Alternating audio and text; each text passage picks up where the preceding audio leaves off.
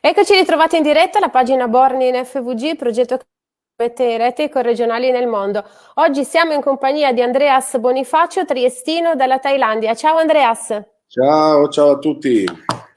Allora, Andreas, io ho conosciuto la storia di questo ristoratore triestino tanti anni fa per caso, credo un 6-7 anni fa. Stavo ascoltando Sì. Radio DJ, si sono collegati con un italiano all'estero e hanno detto: Ma sentiamo la voce di Andreas Bonifacio triestino dalle Thailandia. No? Mi sono subito segnata il tuo nome, è la Sì, prima è volta che ho vero, è scritto vero. un articolo su un piccolo.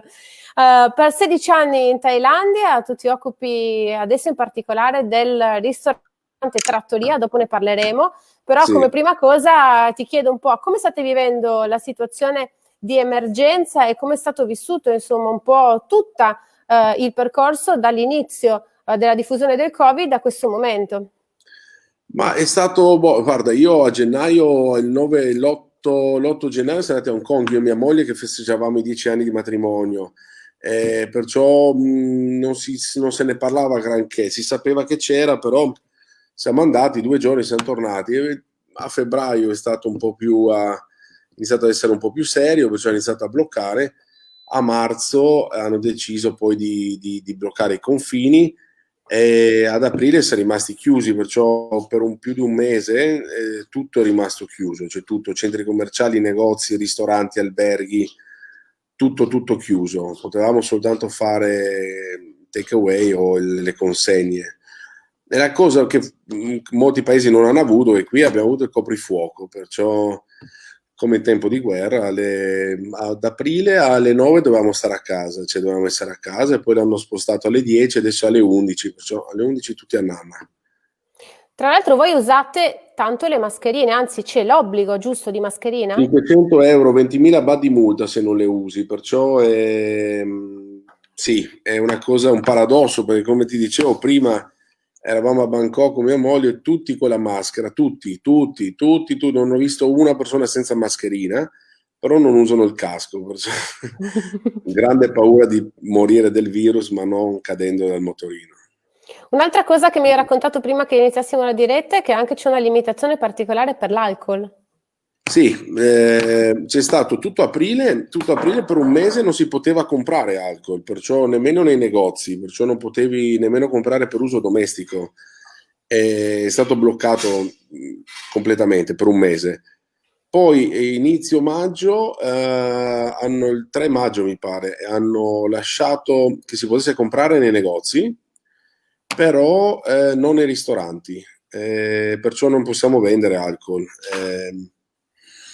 Non mi chiedere perché non ho una risposta intelligente da dare. Hanno paura di una movida un po' esagerata, non lo so. Molto probabilmente sì, sì, qui è sempre un po' così, qui è quando succede qualcosa è sempre colpa del bere, perciò si può bere a casa ma non si può bere al ristorante. I bar qui sono chiusi, c'è bar, se è solo bar, pub, sei chiuso, discoteche chiuse, tutti i posti di divertimento chiusi. Oggi hanno riaperto i cinema, ci può andare al cinema, però può essere un numero limitato con delle sedie vuote dentro, c'è le persone. Gli alberghi hanno aperto i water park, perciò i zoo, queste cose qua. Cioè, più o meno il mercato domestico sta riaprendo molto velocemente. Il mercato internazionale, secondo me, ci vorrà ancora un bel po'. Ecco, la Thailandia è una meta turistica, insomma, ci arriva gente da tutto il mondo ogni anno. Tu stesso con il ristorante immagino che lavori tanto con i turisti. Nella vostra categoria, in generale nel turismo, quando è prevista una ripresa, almeno insomma per quello che poi si può capire in questo momento? Ma noi qui dove siamo noi, siamo a Hua siamo a 200 km, secondo me siamo un po' più fortunati perché è una meta sempre stata una meta molto grossa per i thailandesi di Bangkok o chi vive a Bangkok perché con 2 ore e mezza in macchina ci arrivi. E i thailandesi hanno molta paura, perciò è molto scettico, molti non vengono ancora al ristorante. Ci sono dei grossi limitazioni al ristorante, perciò se sei in 4 ti devi sedere in un tavolo da 8 e non puoi essere seduto uno davanti all'altro. E a Bangkok in molti posti ci sono dei plexiglass davanti alle persone, perciò sei tipo dei separé tra una persona e l'altra. Questa è anche una cosa che non capisco molto, però è così, è la regola e bisogna rispettarla. Tra l'altro mi dicevi Purtroppo, tante regole, ma non ci sono tanti casi di no, contagio. pochissimi. Mi pare che ci sono stati 3.000 e rotti casi e abbiamo 57 morti in totale. Se questi sono i numeri giusti, gli ospedali non sono stati in sovraffollamento, perciò credo che probabilmente qui non hanno fatto grandi test, perciò il test se lo volevi te lo facevi, andavi a pagarlo e costava 150 euro mi pare, perciò puoi capire che chi guadagna 300 euro al mese non va a farsi il test per 150 euro. Perciò ne hanno fatti pochissimi, pochi. Perciò i casi che sanno sono quelli che sono stati male e sono stati all'ospedale. Cioè, quelli sono casi sicuri. Però i portatori sani, tra virgolette, o chi ha il virus e non ha sintomi, non si sa. Perciò, Tra l'altro, una delle limitazioni che avrai tu, visto che comunque insomma torni almeno una volta all'anno a Trieste, sarà come tanti altri corregionali quest'anno la difficoltà di tornare tra virgolette a casa in vacanza, giusto? Sì, la cosa che ci pesa di più, perché alla fine noi facevamo sempre una vacanza di un mese, perciò insomma ci è sempre piaciuto molto, ecco, un momento per stare a casa, vedere i genitori, mia sorella, mia nipote, mio cognato, gli amici, e poi Trieste è sempre bella, perciò, insomma, il mio ristorante trattoria c'è la Labarda all'entrata, perciò, insomma, giusto per non smentire le tradizioni. Allora, parliamo anche un po' di cose belle, dopo insomma questo inizio giustamente dovevamo parlare anche dell'emergenza. Tu hai aperto questo ristorante trattoria con la Labarda di Sì. Trieste e so che tra l'altro hai anche degli obiettivi per il futuro che riguardano non solo la città dove ti trovi adesso, ma vorresti espanderti, giusto? Sì, ma guarda, dico velocemente, io avevo un ristorante più grande che quello che avevo gestito per 5 anni e mezzo, che abbiamo aperto, che aveva il mio nome, ho dovuto chiudere perché il contratto finiva e volevano aumentare l'affitto, che già era molto molto alto. Ho deciso di chiudere, Trattoria l'abbiamo preso a gennaio come così, per divertimento puro proprio, perché ho detto facciamo una cosa diversa, una cosa più semplice, una cosa più alla mano, più pasta fatta in casa, più cose così, facevo il goulash, facevo molte cose tipiche di Trieste, perché alla fine insomma la cucina è triestina, pur essendo un goulash ungherese, però siamo cresciuti con gnocchi di pane, con i gnocchi di patate, i gnocchi di susini, queste cose là, i capuzzi, no? Sono sempre state cose di Trieste, perciò alla fine l'ho fatto un po' più così e adesso mi trovo a gestirlo, perciò ci siamo focalizzati di più su Trattoria e sta dando dei risultati molto molto buoni, perciò siamo molto contenti e vogliamo espanderci sicuramente, sì, vorremmo andare più in questa direzione. Io ho fatto fine dining per 30 anni, perciò fai molta fatica, sei sempre, è molto bello, è molto molto molto bello, una cosa che a me è piaciuta sempre. Questo è un po' più semplice, forse dopo 33 anni in cucina qualcosa che mi dà un po' meno mal di testa è anche bello, mi diverte un po' di più. Senti, ma la popolazione locale ama questo tipo di cibo? Penso che sia molto diversa la cucina thailandese, non so, dal piatto di gnocchi, come hai detto tu prima. Sì, sicuramente. No, allora, in Thailandia sicuramente il mangiare thailandese è la prima cucina in Thailandia, come è giusto che sia. La seconda è il giapponese, i thailandesi amano il Giappone, amano il mangiare giapponese, cioè a Bangkok trovi ristoranti buonissimi. E la terza è la cucina italiana. A Bangkok dicono che ci sono 5.000 ristoranti italiani, di tutti i tipi, poi buoni 20, 30, però ce ne sono tanti. Sì, gli piace perché il cliente che viene da noi è un cliente che viaggia, perciò io ho dei clienti thailandesi che mi dicono loro dove andare a mangiare in Italia perché la conoscono meglio di me. Ci vanno a Milano, vanno di qua, vanno di là, insomma, gente che viaggia. E la cosa carina è che negli anni si sono anche istruiti nel mangiare italiano, cioè vogliono la pasta al dente, il riso al dente, capiscono, gli piace la bottarga, i ricci di mare, perciò è anche bello cucinare per loro. Senti, una domanda che ci fanno quando ascoltano queste interviste è anche quella di raccontare un po', di chiedere a voi che siete all'estero come si vive nel paese dove vi siete trasferiti. Adesso abbiamo parlato del tuo lavoro, ma guardando anche un po' in generale la vita quotidiana e ovviamente si abbraccia anche quello che può essere il settore scuola, tu hai 2 figli, la sanità, ma anche il costo della vita.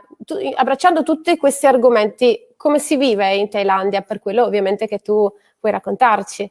Certo, no, no, volentieri. Ma guarda, ci sono da 16 anni, perciò Mm. sicuramente se ci stavo male me ne sarei andato.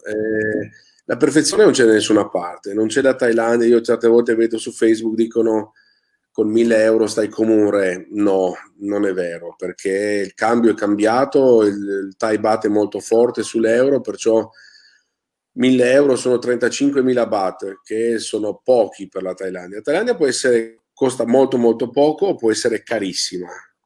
Cioè un pezzo di formaggio può costare, un pezzo di parmigiano può costare, non so, 200 grammi può costare 13-14 euro.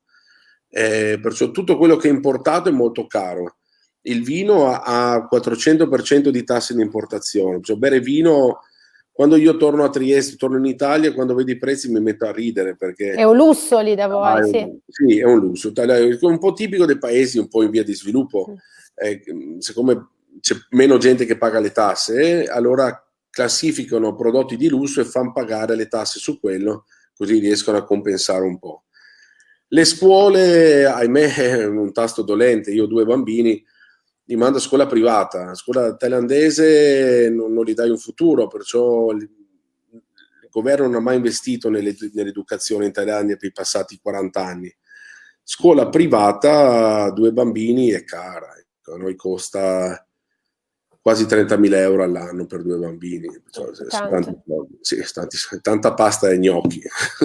Senti, poi un servizio che ovviamente è fondamentale è quello dell'assistenza sanitaria. Immagino che anche là Sì. la sfera privata sia quella dove rivolgersi in Ahimè modo più sì, sicuro. ahimè sì, ahimè sì. Anche se devo dire, voglio spezzare una lancia per la sanità italiana e soprattutto per la sanità triestina.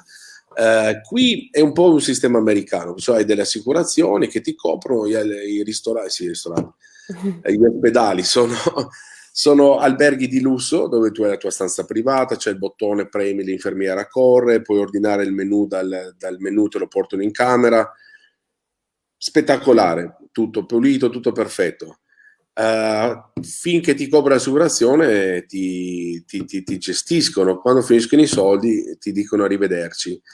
Invece una cosa che noi in Italia ci dimentichiamo molto spesso è che a noi italiani che vivono in Italia ci curano fino all'ultimo secondo. Cioè, è una sanità pubblica che però non ci costa nulla, ci costa con le tasse chiaramente che pagate, però è una cosa che non si considera tanto, però quando non ce l'hai poi dici guarda, noi abbiamo mamma malata di Alzheimer da tanti anni e abbiamo avuto tanta assistenza dalla sanità pubblica triestina, perciò io devo dire soltanto grazie a loro perché veramente sono stati molto bravi.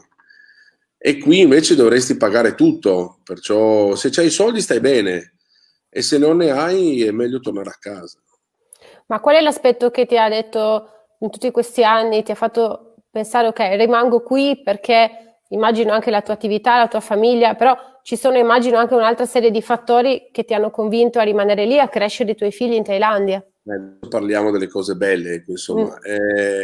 Sicuramente la manodopera costa poco qui, perciò ti puoi permettere un tenore di vita, eh, come dirlo, la moneta ha un valore più grande, qui puoi comprare più, in inglese si dice buying power, perciò puoi Mm. comprare più Capacità cose, di spesa. capacità di spesa. Per dire, non lo so, se vai a farti un massaggio ai piedi per un'ora lo pagherai 7-8 euro. Possiamo dire che ti Eh, puoi togliere qualche sfizio in più, così? sì, sì, puoi avere, non lo so, la donna delle pulizie o la babysitter. Noi abbiamo una signora che sta con noi e mi costa, non so, 350 euro al mese. Ecco, sta con noi e vive con noi e ci aiuta con i bambini e le cose. Cioè, da questo punto di vista qui sì, siamo coccolati. Siamo coccolati perché possiamo avere un, un po' più di cose. Dall'altra parte non c'è il sistema pensionistico, perciò qui io pensione non ne avrò. Però è una cosa che dico sempre a tutti: la Thailandia ti chiede poco e ti dà poco, perciò tasse se ne pagano poche e tutte queste altre cose si paga poco, cioè, non posso neanche lamentarmi da una parte perché alla fine devo pagare, sì, però non è che mi chiedono il 50% di tasse come in Italia e poi devo pagare anche la scuola. Tasse sono basse, però la scuola la devo pagare, perciò si compensa. Grazie Andrea, ci hai dato un sacco di informazioni importanti, anche perché poi è proprio questo che ci chiedono, no? Anche chi guarda all'estero, dove non è tutto rose e fiori, ci sono i pro e i contro, e tu ci hai fatto un Sicuramente. quadro abbastanza completo di tutte le indicazioni che riguardano il tuo paese. Siamo arrivati alla fine di questo spazio, io ti Se mi ringrazio tanto e permetti spero di una vedere... cosa Dimmi. che volevo dire, Sì. una cosa che dico sempre alle persone di portarsi a casa dalla Thailandia, è la verità, la gente qui è gentile e si pone gentilmente, sorride, che sia vero o finto il sorriso, non importa, è sempre bello, perciò in Italia bisogna sorridere un po' di più, lo so che tante Hai volte è ragione. difficile, però bisogna sorridere un po' di più, secondo me la vita ti sorride indietro. Ci Un vuole un bacio po' a più di Trieste. positività. Grazie Andreas Un bacio e a speriamo Trieste. di Ciao vederci a Nicole, grazie. Trieste. Alla prossima. A Trieste Ciao, per un caffè. Ciao. ciao, ciao.